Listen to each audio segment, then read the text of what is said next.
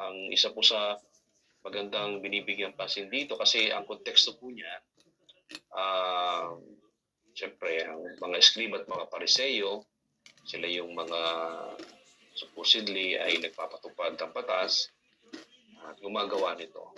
Ito naman po mga ito, kahit po ganun yung kanilang ugali, sila naman gusto rin maligtas. No? Sa katunayan, talagang pinagsisikapan nila na i-implement yung mga tinuturo, lalo tigit yung sa Torah, yung mga utos ng Panginoon, upang nang sa ganon, itong bayan ng Diyos ay maging kalugod sa Kanya. Problema nga lang ay ang interpretation ng kanilang mga ipinapatupad ay nakadepende sa kanilang whims. Ano po ibig sabihin nun? Kung ano yung advantage sa kanila, kung ano yung may pakilabang sila, kung ano yung So dumating yung time na dahil nga ang interpretation nila ay batay sa kanilang gusto at siguro advantageous, dumating na yung punto na sa tagal-tagal nilang ginagawa na naging na yung tradisyon, nawala na yung kumbaga pagtingin doon sa original meaning ng kanilang batas. Dahil doon, sa halip na isagawa nila yung tama, isagawa nila yung nais ng Panginoon, hindi na. No? Sabi nga kahapon, tinututulan pa ninyo na makapasok yung mga nagnanais na makasunod doon sa batas ng Panginoon para maging kalugod sa Kanya. Kasi very crucial po sa kanila kasi yung pagsunod doon sa mga batas sapagkat sa paniniwala ng mga Israelita, doon sila magiging banal. Sapagkat binigay ng Diyos yung mga batas na yon, doon sila magiging banal. Pero gatandaan natin na the Lord surpass everything, no? Na itong mga batas na ito ay mas binigyan niya ng tamang at totoong kahulugan. Kaya nga, He fulfilled the law. No? Siya yung nagbigay ng katuparan doon sa mga batas na ibinigay ng Panginoon sa lumang tipan. Dahil doon, naisipakita ng Panginoon na hindi ganyan dapat ang pag-i-interpret o hindi ganyan dapat kung paano isasagawa. Sapagkat hindi naman yan ganyan ang nais ng Panginoon. Kumbaga, ninanais ng Panginoon na bumalik itong mga Israelita o yung mga eskrib at mga pariseyo na nagtuturo ng dapat gawin sa batas o yung pagsunod sa batas, kung ano yung tama, kung ano yung basic na idea ng Panginoon sa kanila. Kasi lumawak na nga lumawak, di ba sabi ko nga sa inyo, nagsimula sa 10 utos, na naging 600 na utos, tapos naging libo-libong utos na kasi nanganak, nag-multiply mga utos. No? Sa dami ng kanilang mga paris na ganyan. No? 10 utos lang naman yung pinagano mga para lang. Sabi ko nga doon sa ko nung nakaraan linggo, parang nanay lang natin yan no? Mabuti pang Panginoon, 10 lang utos yung mga nanay natin sa 1,000 utos no? Siguro ganyan na rin tayo ngayon. Doon sa mga anak natin, no? Baka yung Panginoon, 10 lang iniutos sa atin. Ang ating Panginoon is 2 lang utos, di ba? Mahalin mo ang Diyos, mahalin mo ang iyong kapwa. Ay, siyempre, yung mga nanay, umaga pa lang, sa katutak lang utos niyan, no? Hanggang sa dumilim, no? Kaya libo-libo ang utos. Kaya mas makapangyarihan kaysa pa sa Diyos yung mga nanay, no? Sa dami ng utos. Pero yun nga, go back to the basic. What is the basic na gustong bigyan ng pansin ng Panginoon? No? Sa ngayon, ang binibigyan ng pansin ay yung kalooban. No? Sabi nga natin sa Pilipino kasabihan,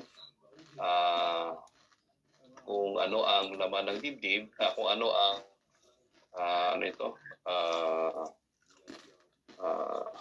kung ano yung laman ng puso, Father.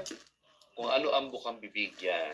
Kung ano ang bukang bibig, siya ang laman ng puso. laman ng dibdib. That's the case. No?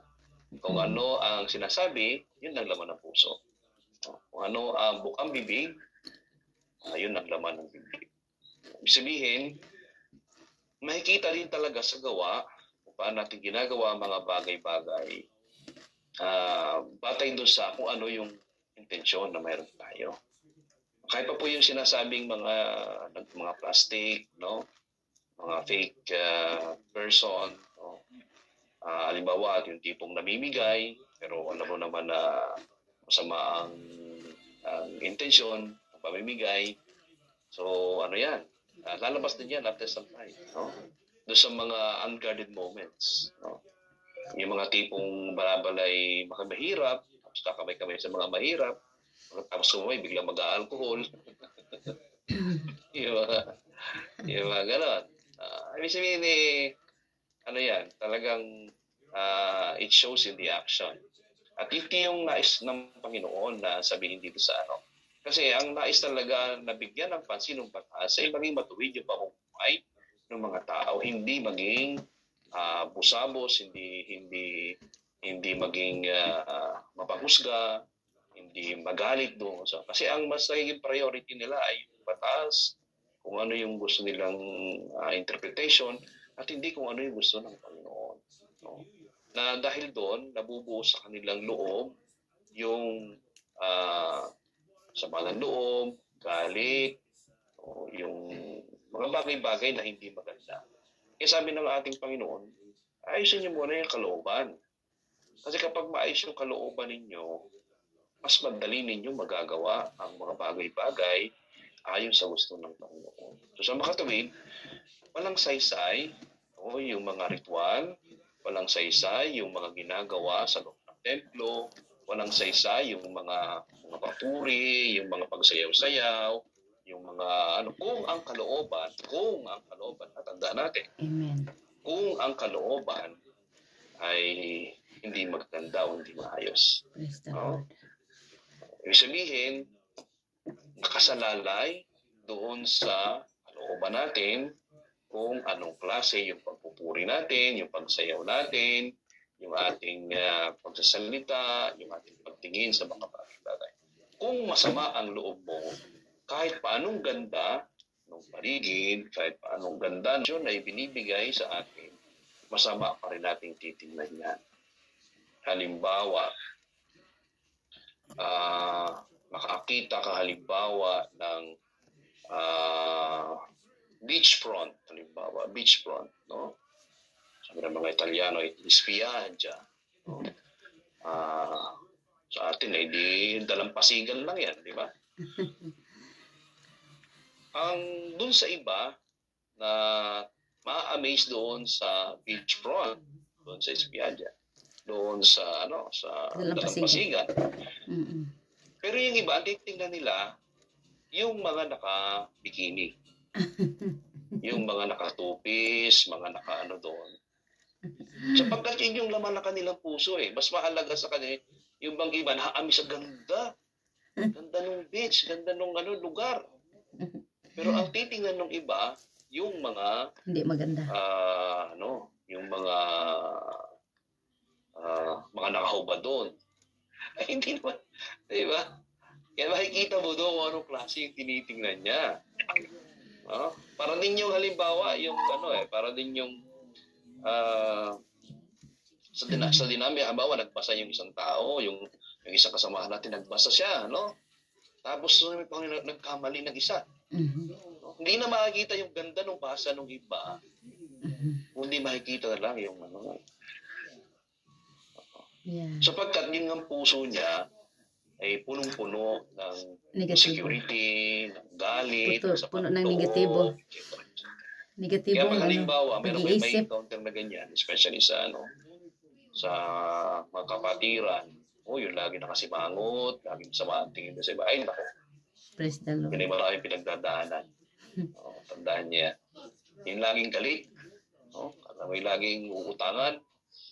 Ay, nako. Yan. May mga pinagdadaanan yan. Kaya intindihin nyo na lang sapagkat yung mga yan ay napakalaki ng insecurity.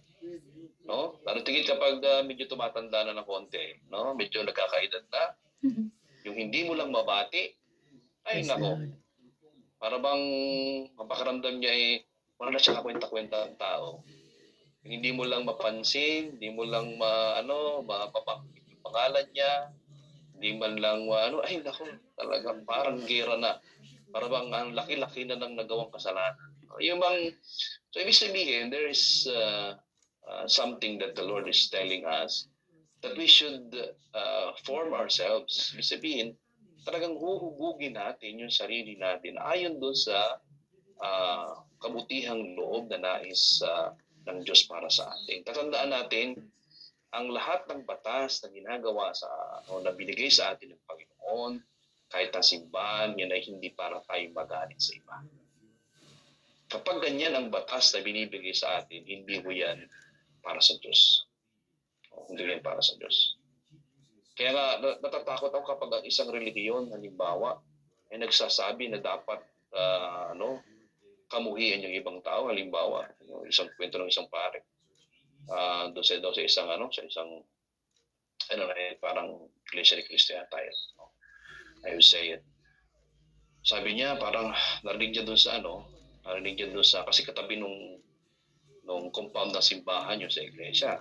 Narinig niya doon sa na tinuturo na dapat kamuhian daw yung mga pare, mga demonyo sa lupa daw yung mga yan, ang pinaka-leader daw yung Santo Papa, yung mga ganun ba. May come on. Yung bang tinuturo doon sa mga bata na magalit sa kanyang kapwa. Nakakatakot po yun kasi ini-instill sa kanilang puso, sa kanilang kalooban, yung masama, hindi mabuti. Kaya hopefully, walang ganun na mangyari sa ibang mga relihiyon. Kasi that is the purpose of God.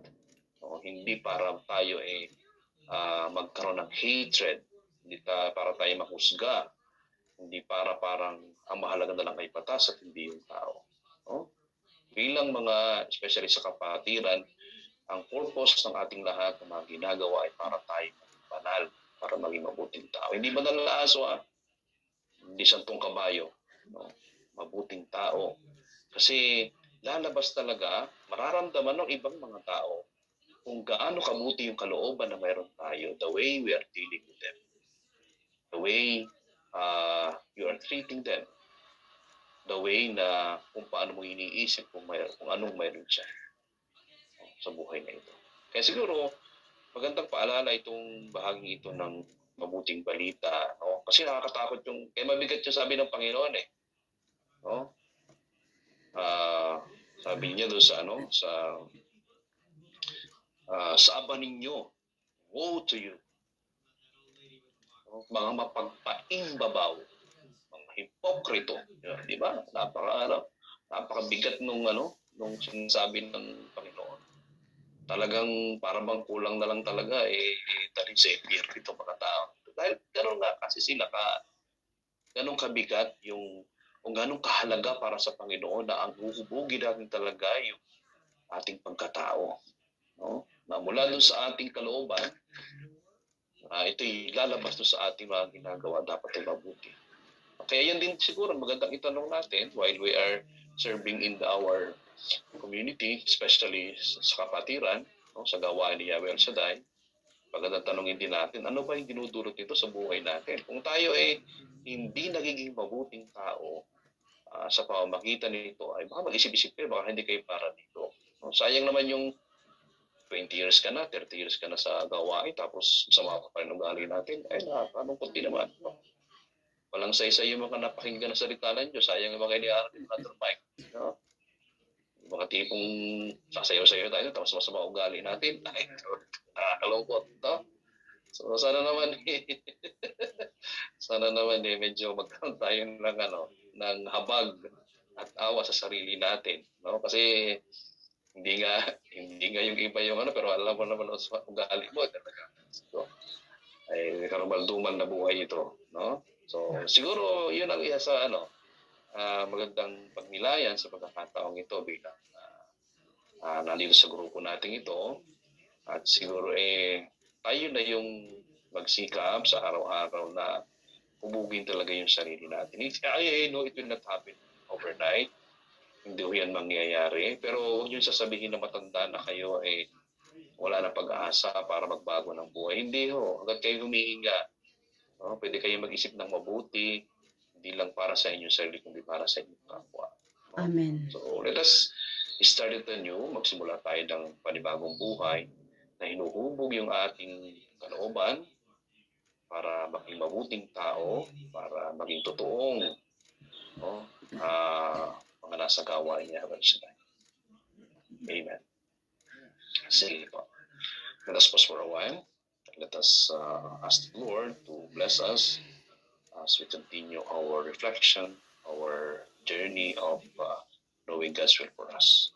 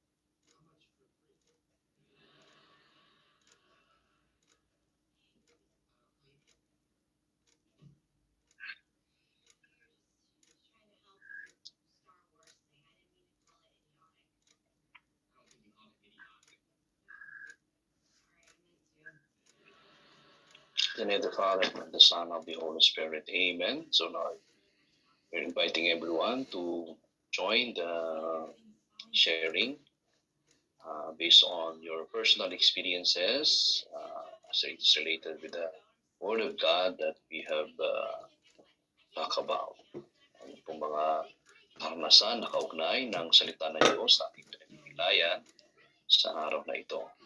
So you can open your audio if it is possible as well in inyong video. Sige po, you can share with us your exam. Huwag po kayo mahihiya na ibahagi yung inyong karanasan sapagkat maaari makapagbigay yan sa iba ng lesson or inspiration para magpatuloy sa buhay na ito. Tatandaan po natin yung pong silence na binigay sa atin o binibigay lagi sa atin sa piling na salita ng Diyos. Ito po yung panahon para pagsalitain natin ng ating Panginoon sa sarili natin. Kasi malimit sa buhay natin bilang mga tao, tayo lang lagi yung nagsasalita sa Panginoon. So yung silence, it means we are asking the Holy Spirit to talk to us, to tell us. Yan po ang isa sa mga pinakamahirap gawin ng mga tao. Kasi gusto ng mga tao ay magsalita. Kaya titigil na rin ako para kayo naman ang aking pakinggan. Sige po. Amen.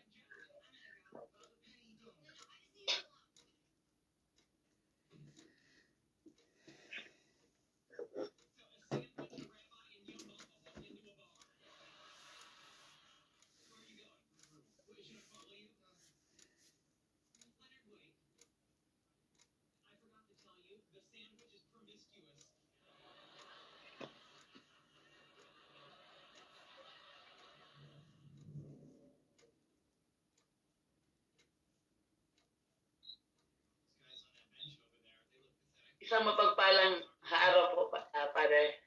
Sige po, Sister Cherry. Sabi din sa aking mga kapatid dito sa Scandinavia.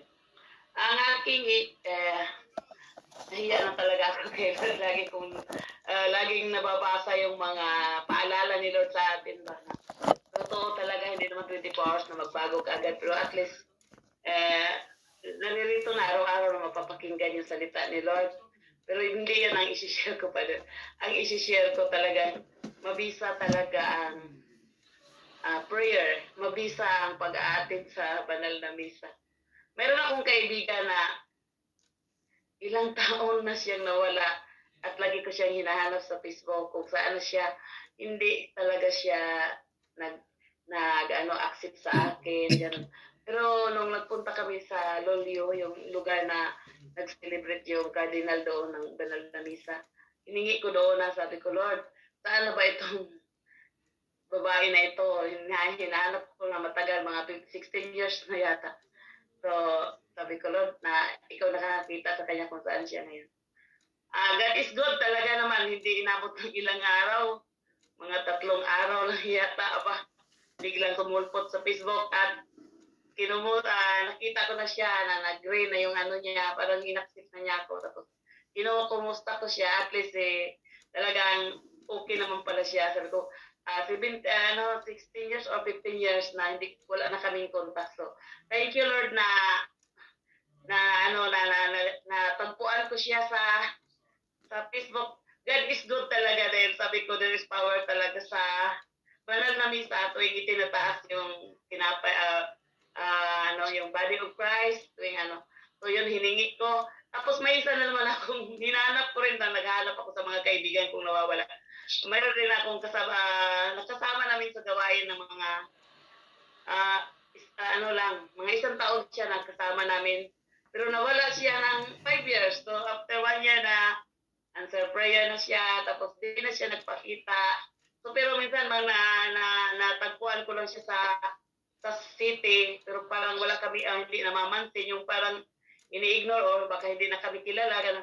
So, tapos nung nagmisa na naman yung Filipino press dito sa lugar namin, at tama ako ang napag-utusan na mangulik yung boss lo ba niraround ko.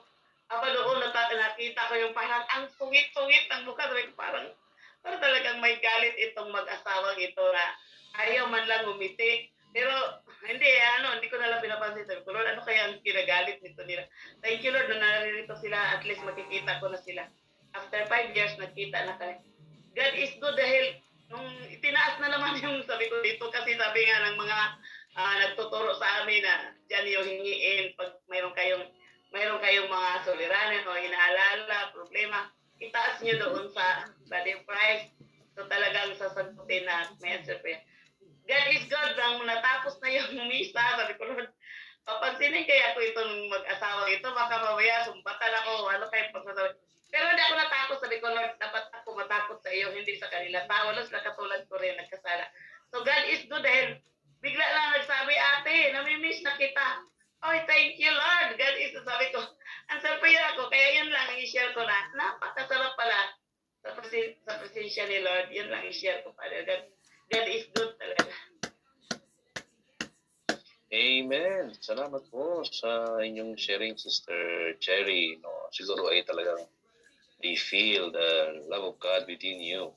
Kaya siguro po talagang napangiti ninyo sila. No? So, thank you very much for sharing that. It's quite inspiring for everyone. Salamat po. Siguro baka meron pang gusto mag-share kanilang experiences, reflections. Opo, Father. Sister Bernadette, sige po. Ewan ko, sa inyo, Father? Gabi ba? O Umaga. Magandang umaga, Father. Isang mapagpalang umaga at isang mapagpalang gabi, mga kapatid. I choose the word fidelity. Ngayon, talagang masabi ko na I trust the Lord in all the ways of my life. I have only Him to lean on. At ako'y naniwala sa Kanya. Siya ang lahat para sa akin. Sa pananampalataya, lahat-lahat. Sa aking ikinabubuhay, sa pamumuhay. And I'm trying to be clean in the outside and in the inside. Before I can say that I'm unclean in both sides. But now I read Bibles and listening to the Word of God. At kung ito'y literal na the pay cumin deal and those spices there, I'm sure that there is a meaning on this. Maybe, but I tell you all frankly that I pay cash. I pay tithes in cash, not in spices, but I know that there is a meaning of these spices. Maybe kung ano ang kalooban ng tao, madamot man o hindi, baka naman walang ikabigay. So this is only an expression, I think, that they give tithes spices, but I give cash. And now I can say that I'm clean now that I'm trying to serve Yahweh El Shaddai, and now I'm clean in both sides, and I'm trying to be clean in both sides. And before I translated the gospel as it is, but now I can define often what needs to be literal or unliteral. And the word fidelity, I always have it in my whole soul, my thoughts, in words, and in deeds. I always trust Him. As long as I live, I try to be righteous and to follow His law or rules. So yan lang, Father. Okay po. Salamat po, Sister Bernadette. No? If you're awake, mapapansin po ninyo sa misa, yung pare, naghuhugas din ng kamay, ano? Yeah.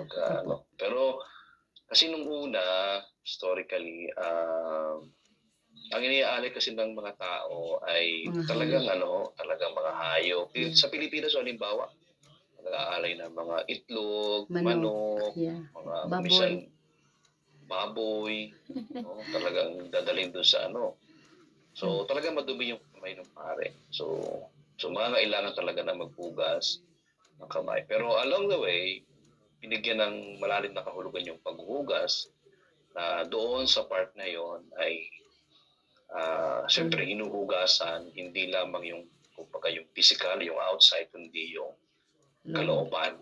Upang nang sa ganon, yung pari who will be representing Christ. In fact, he is acting as Christ, no? Doon sa mismong pagdiriwang na yon. Sabi nga ay in persona Christi, in the very person of Christ. So, sa makatuwid, para bang bilang ihahandog sa Panginoon, no, ay siya dapat ay malinis. No? At bilang pari, is representing Christ. Yes. No, I mean, the community. Yes. Na yun naman yung body of Christ, di ba, yung during the celebration, yung mga tao ay body of Christ. No, sila yung katawan. At yung pari yung representative nila. So, inuugasan para yung hindi lang yung pari, kundi yung buong sambayanan ay mahugasan sa kanilang kasalanan at maging kaluhod-luhod sa paghahain sa Panginoon. Amen. At sa pamamagitan din ng pari na tumatayo bilang in persona Christi sa pamamagitan ng pagkatao ni Jesus o itong kapagkayos ni Jesus, the very person of Christ, yun din yung magiging daluyan ng pagbibiyaya at pagpapadal doon sa mga tao. Kaya yung nasabi nyo nga kanina na yung both side na parang nililinis, no? Yun talaga yung nangyayari kapag hindi lang yung physical, kumbaga, na ginagawa ng pare, hindi yung spirit, yung within, yung kalooban. So sana makita natin yung ganong kahalaga, yung especially yung pagdiriwang ng misa, upang nang sa ganon, ito ay maging mas mabunga para sa ating buhay. Okay po. Sige po, salamat po, Sister Bernadette, for your share. Okay, kung meron ka gusto mag-share.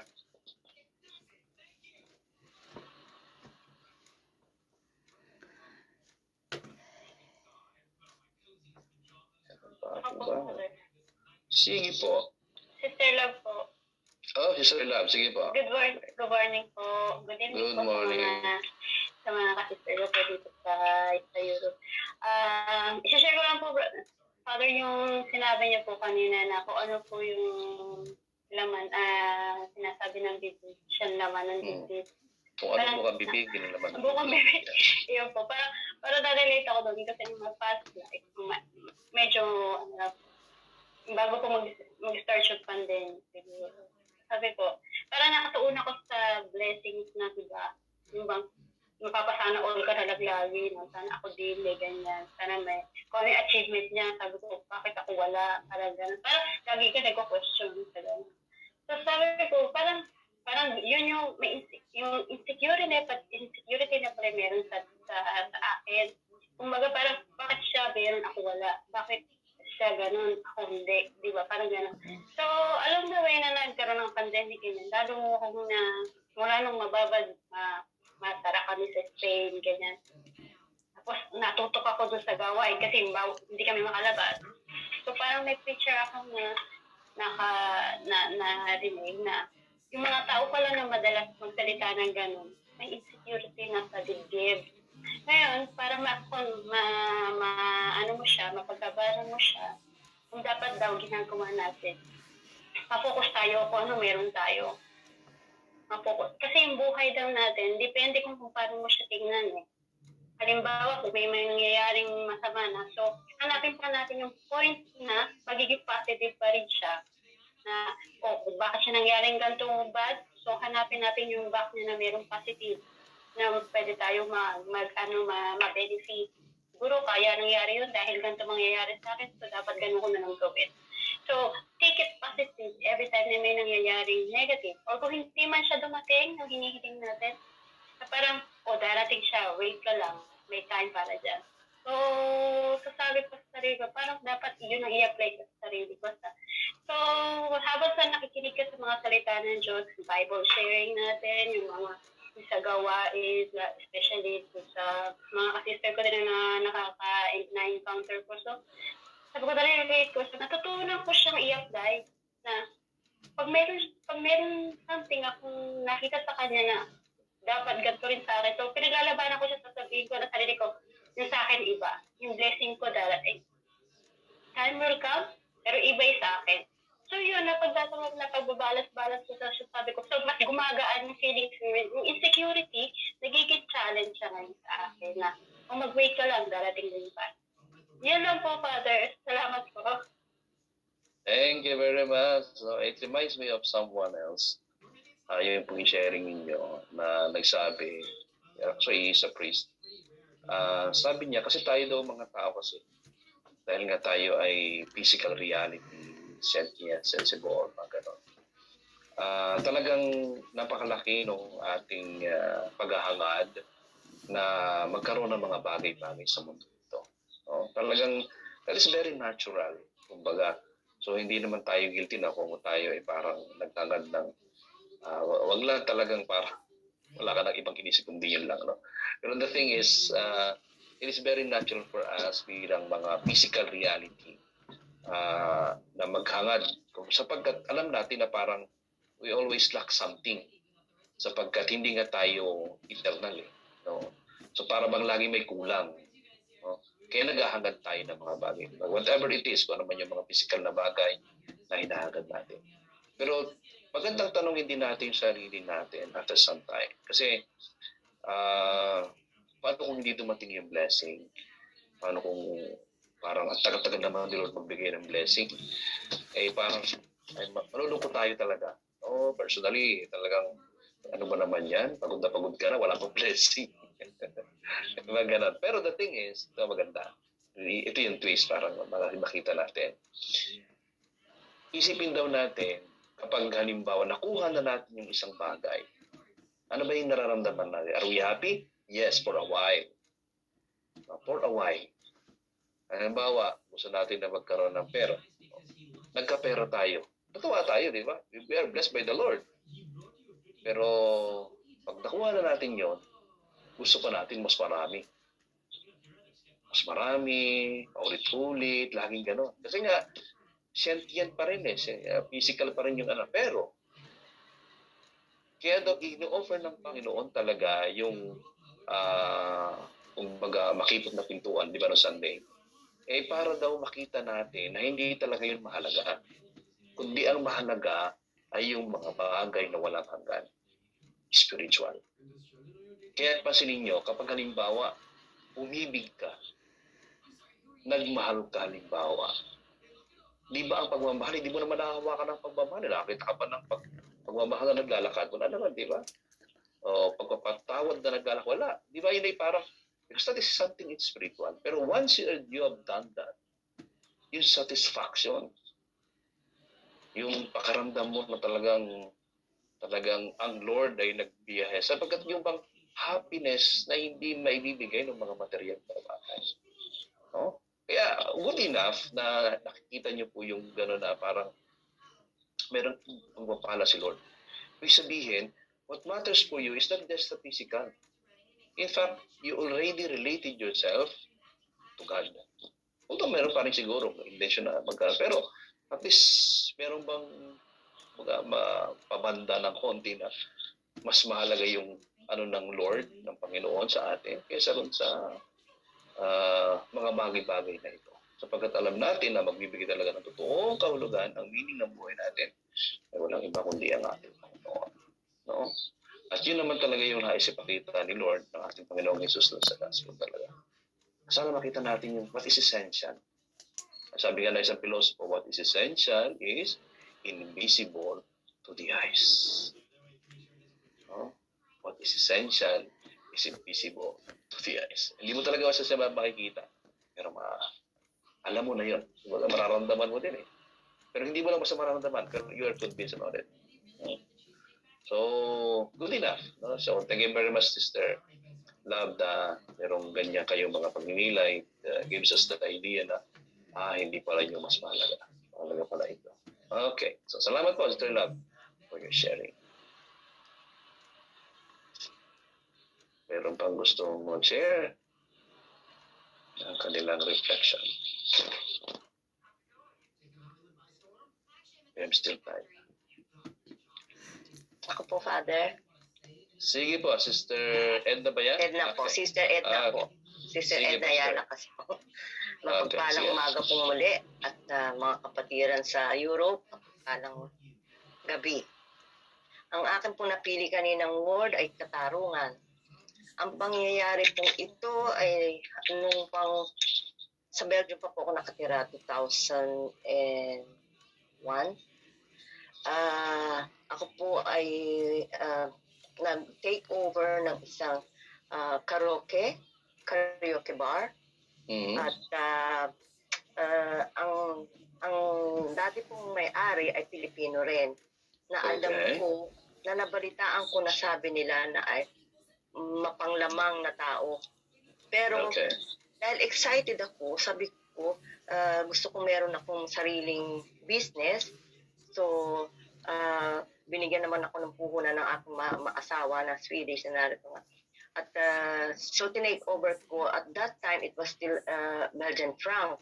So ang tinake over namin siya for 1 million Belgian franc, which is, I think that time is like in Swedish crown is like more like 350,000 crowns or 400,000 crowns just to take over the business.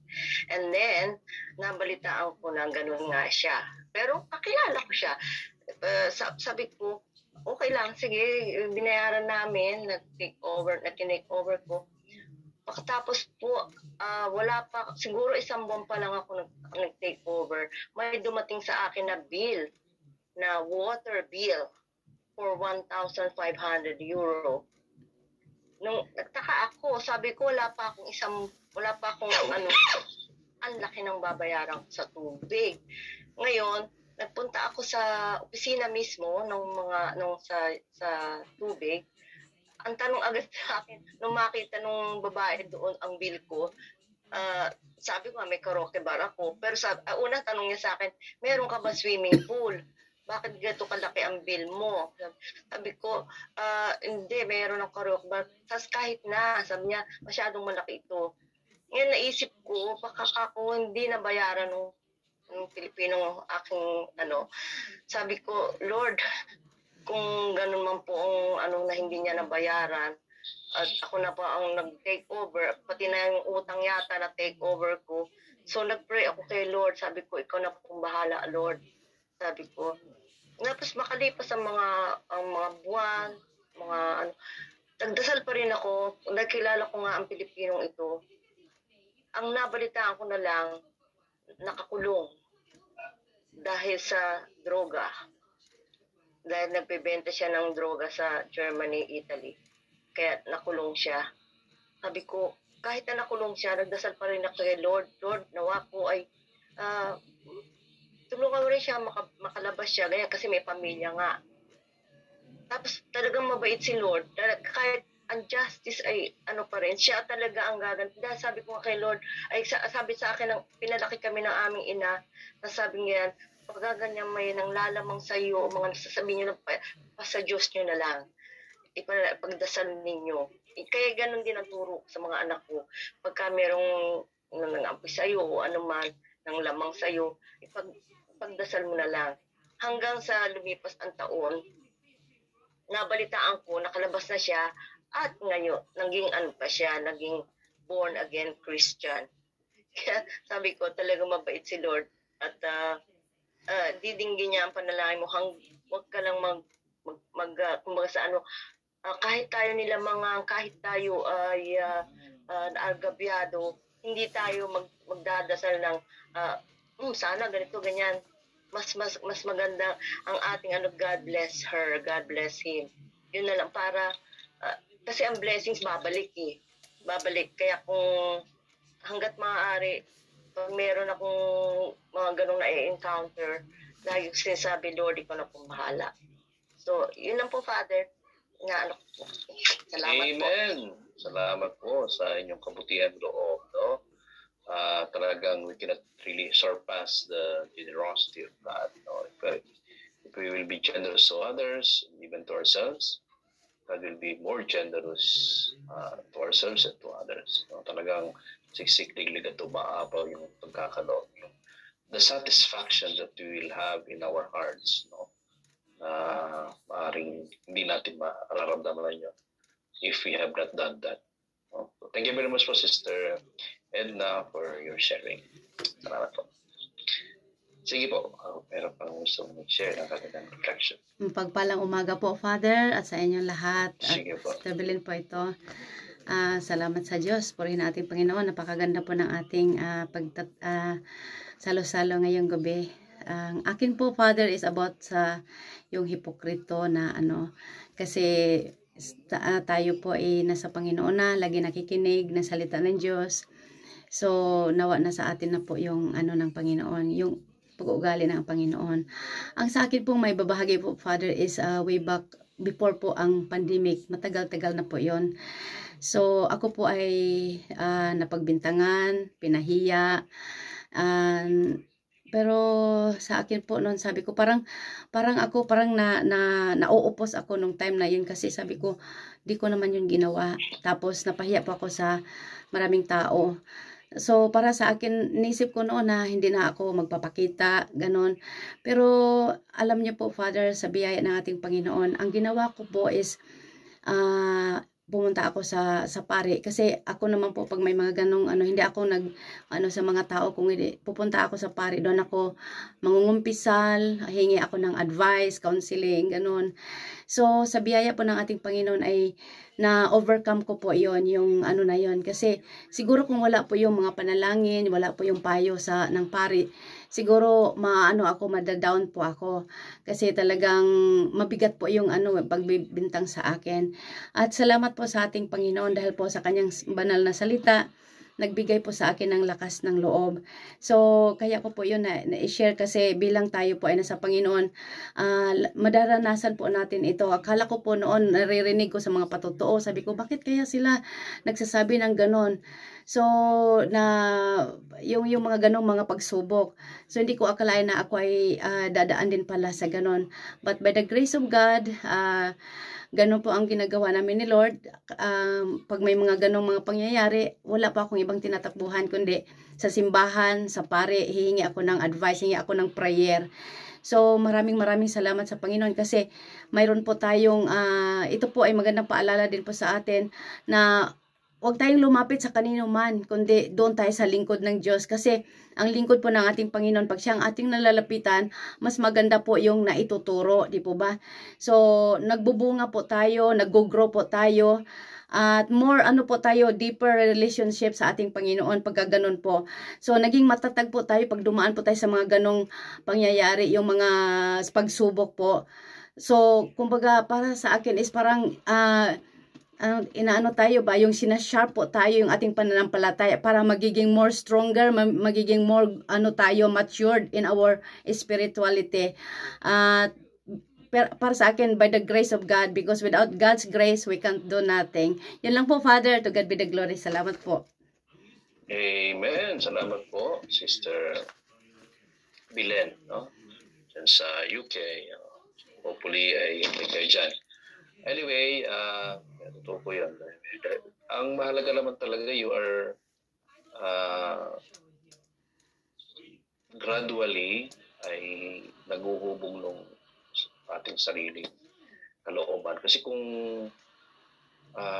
hinubog natin o hindi natin o pinababayaan natin mahubog sa salita ng Diyos ng ating kalooban, maaaring yun tama yung maaaring observation ninyo na magagalit agad, aalis agad, mawawala na lang. Pero dahil nga nahubog yung sarili doon sa kalooban ng Diyos, sa salita ng Diyos, no? Laging naghahanap ng mga possibility. No? Naghahanap ng way para hindi mapahama kundi maging mas maayos yung pamumuhay. No? Ang isa po sa mga nagiging problema talaga kahit sa gawain naman yan, yung mga tampururot natin, yung mga tipong tatampo-tampo tayo na kung minsan hindi natin naiintindihan kung bakit tayo nagtatampo. Minsan naiinis na lang tayo, nagagalit tayo kasi may nabalit tayong binanggit ng mga marites. No? Sorry sa mga pangalan ng marites. No? Pero may inis tayo kasi magtatampo na tayo na hindi natin alam kung bakit. Samantalang may sinabi lang yung isa na ganito o kaya nabalitaan natin na ganito. So, kung hindi nga kasi hubog yung sarili natin na sa kabutihan, ay talagang laging masama yung nakikita natin. No? Katulad ng aking halimbawa kanina. So siguro pagdasal natin ng bawat isa, sana laging makita natin na kailangan mahubog ang ating pagkatao para magandang bagay, no? Kung anong kalooban ng Panginoon yung ating magawa, ano tingin sa ating sarili, sa ating kapwa. Amen po. Salamat po, Sister Bilen. Sige po. Ako meron pang gusto mag-share. Parang marami ako nakita mga taga-UK sa ating mga gabi.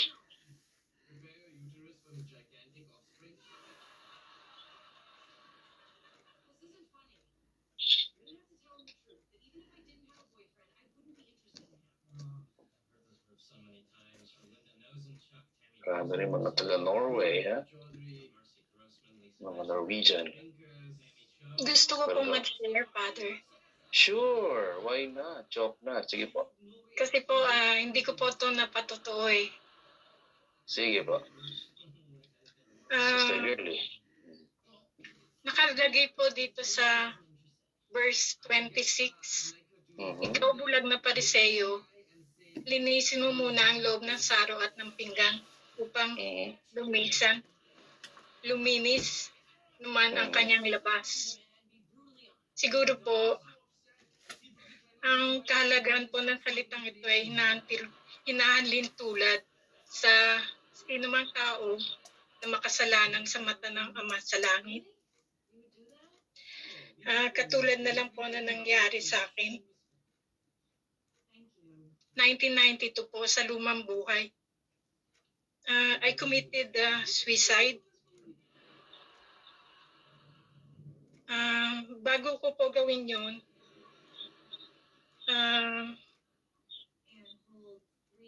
by 1992 po,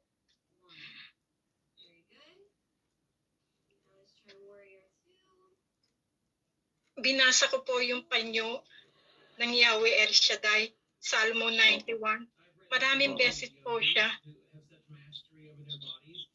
Lord, ibigay mo po sa akin na mapatotoo ko to, na marinig po ng mga kapatiran.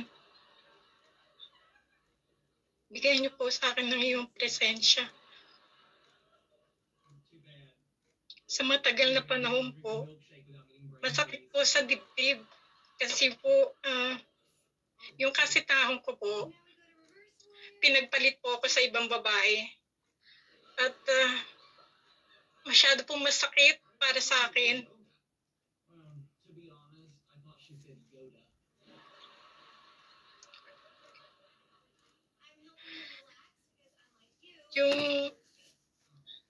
Yung taon na po yun, hindi ko po kaya. Lahat po parang bumagsak yung langit sa akin.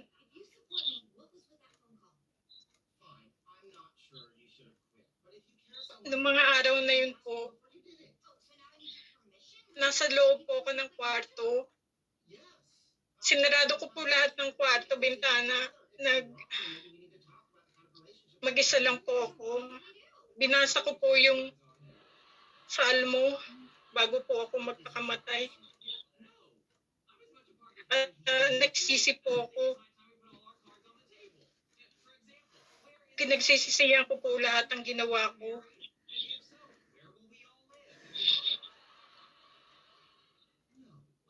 Hindi po ako pinayagan ni Lord na mamatay. Sinuka ko po yung tinik kong gamot na marami.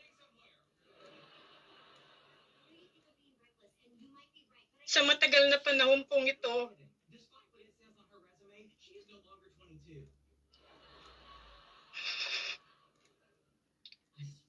pinagsisisihan ko po yung ginawa ko. Sa gawain po ng El Shaddai, natagpuan ko po yung kalwalhatian.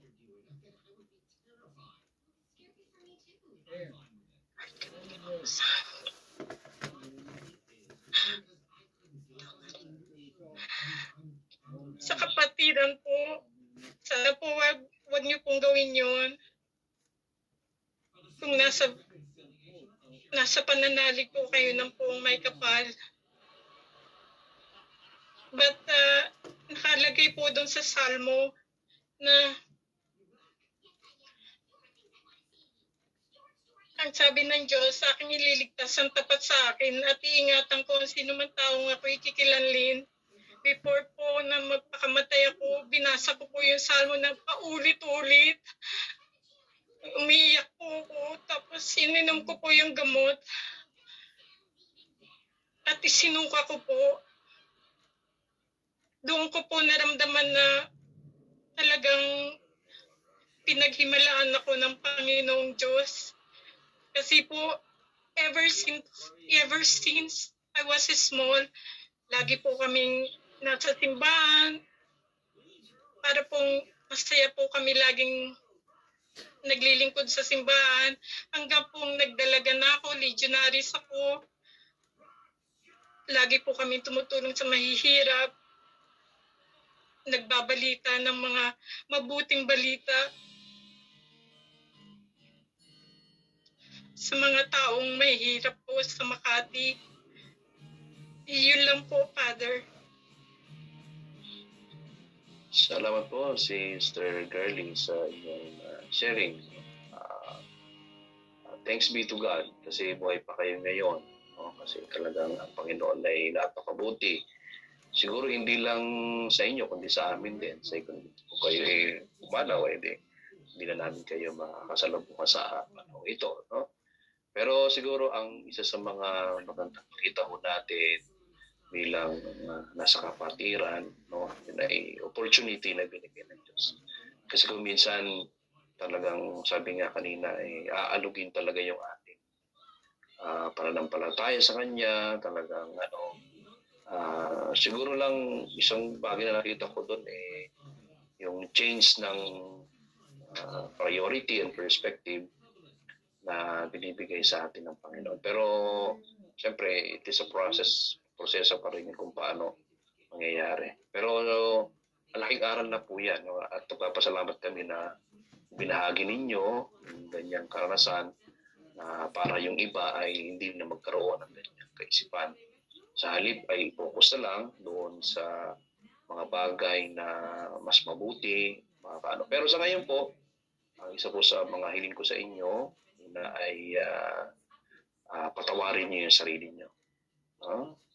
Doon sa pagkakataon na yan. No? Kasi hanggat hindi natin kayang patawarin ang sarili natin sa pangyayari, lagi pa rin nating maaalala yung bigat, no? Yung sitwasyon. So, forgive yourself because God has given you the opportunity to be a better one. No? So, binigyan kayo ng Diyos sa pagkakataon, so gamitin natin ang mas maayos. At siguro, kung sino man yung naging dahilan ng sitwasyong yan, ay di papatawarin nyo na rin, no? Para ma-let go yung kasalanan, yung pagkakamali. No? Kasi hanggat hindi natin kayang patawarin yung tao yun, ay hindi rin talaga magkakaroon ng kapayapaan ng kalooban. No? Mahalaga po yung, kaya nga sabi ko kanina, patawarin niyo muna yung sarili niyo kasi kapag kaya niyo patawarin yung sarili niyo, kaya niyo rin patawarin yung gumawa o naging dahilan ng paggawa niyo ng mga bagay. Amen. No? Talagang ang taong yun ay hindi deserving na makatanggap ng pagmamahal ninyo, no? Sa pamamaraan na bilang magkatipan. Pero sabi nga natin, katulad ng sharing din kanina, kapag minahal natin, no, Sister Edna, pag minahal natin yung kapwa kahit hindi sila deserving, doon natin mararamdaman kung paano ang Diyos ay nagbibiyaya para sa atin. Hindi lang yung kapayapaan ng kalooban kundi sa ating sarili, kundi para sa ating kapwa. Kaya nagdulot yung kay Sister Edna ng sharing doon sa pagbabagong buhay ng itong tao. So siguro yan din po. Posible ding maging dahilan yung inyong pagiging bahagi ng kaaway ni Yahweh Shaddai para yung taong yun ay maging mabuting tao din katulad ng hinahangad natin para sa ating sarili. Amen. So, thank you very much for Sister Gary. And we are praying for you, no, na sana ma-surpass mo yung pakaramdam na yan at patuloy na lumago sa buhay pananampalataya, sa buhay spiritual. Salamat po, Sister Curly, sa inyong sharing. God bless. Sige po. Mayroon pa gusto mag-share. Last before we end our session.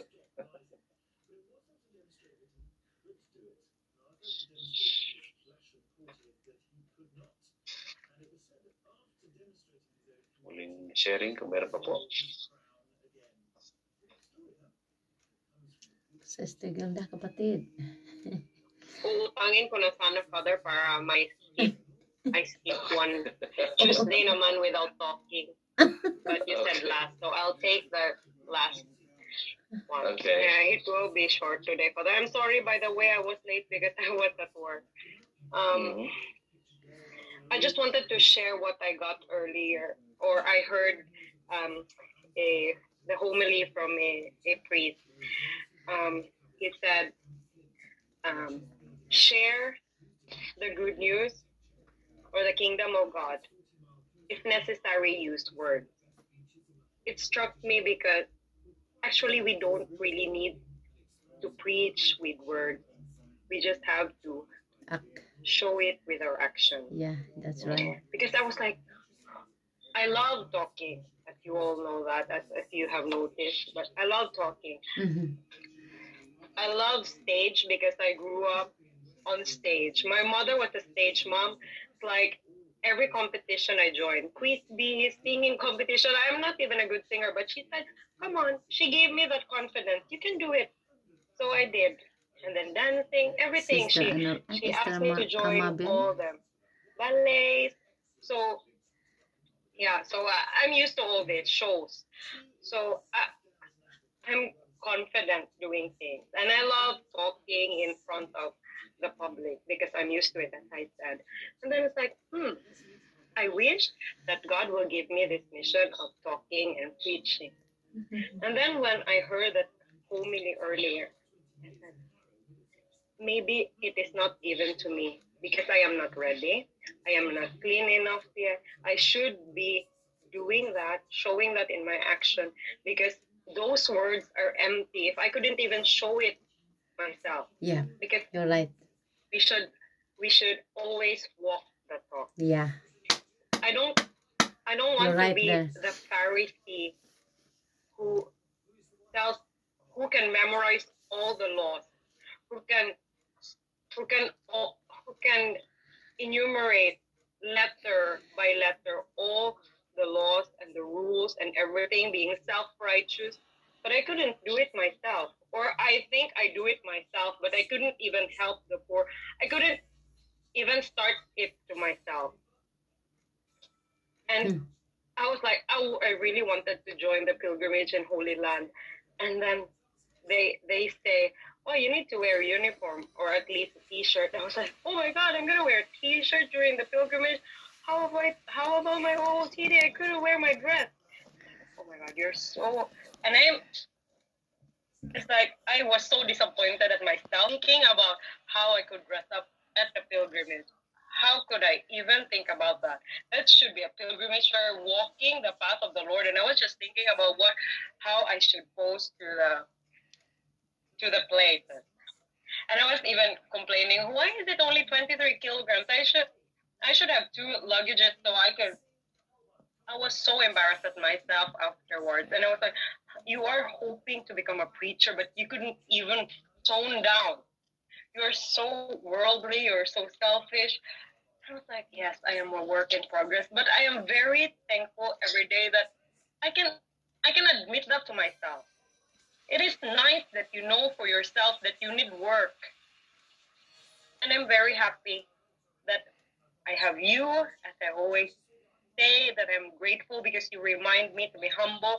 You remind me to filter myself, to get better at myself.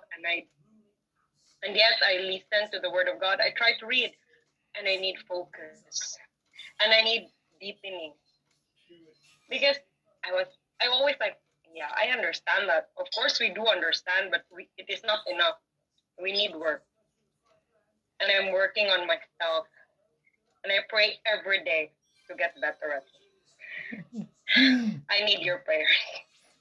Thank you, Father. Thank you, everyone. Thank you, sister. Praise the Lord. We will be praying for you, Sister Michi. Pero yung that word, nakamit ni Sister Michi kanina na Praise the Lord. Ngayon, Dito preach tayo the sa prayer gospel at all meeting natin ng times. mga kapatid If natin necessary, we'll use Dito words. sa Europa. I think it With Father. was the words of Saint Francis, o Assisi.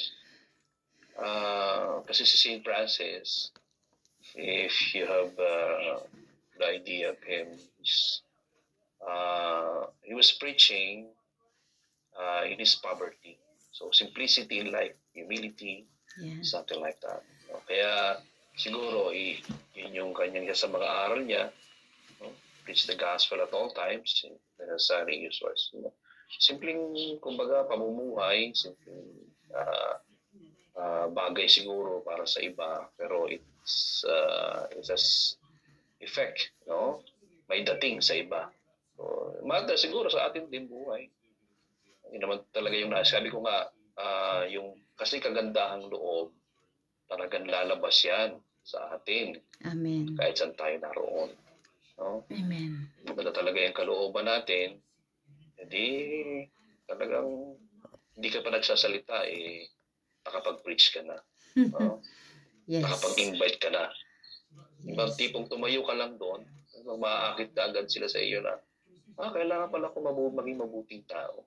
Mga ganon. Na hindi mo masabihin sa kanila na, magbagong buhay ka na.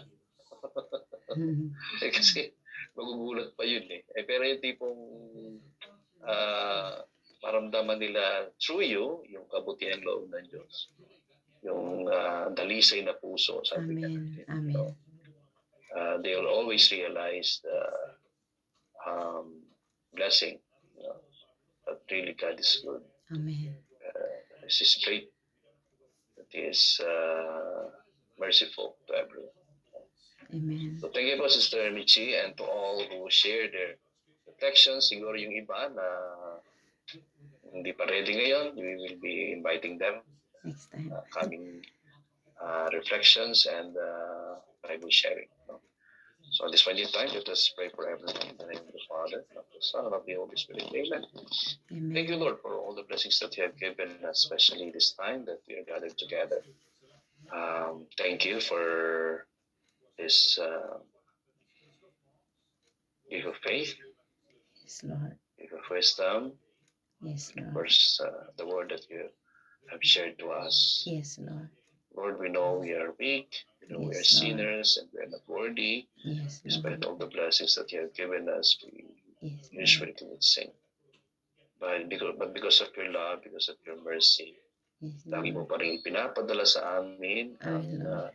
mga biyaya na magiging daan para kami magbago ng buhay Amen, Lord. upang makita namin ang katalisayan ng aming Yes, puso. Lord. Kaya naman, Panginoon, pagpalain po kami Yes, sa Lord. araw-araw na sana Amen. ay maramdaman namin ang iyong kabutihan Amen, Lord. upang mahubog namin yung sarili namin patungo sa iyo. Amen, Lord.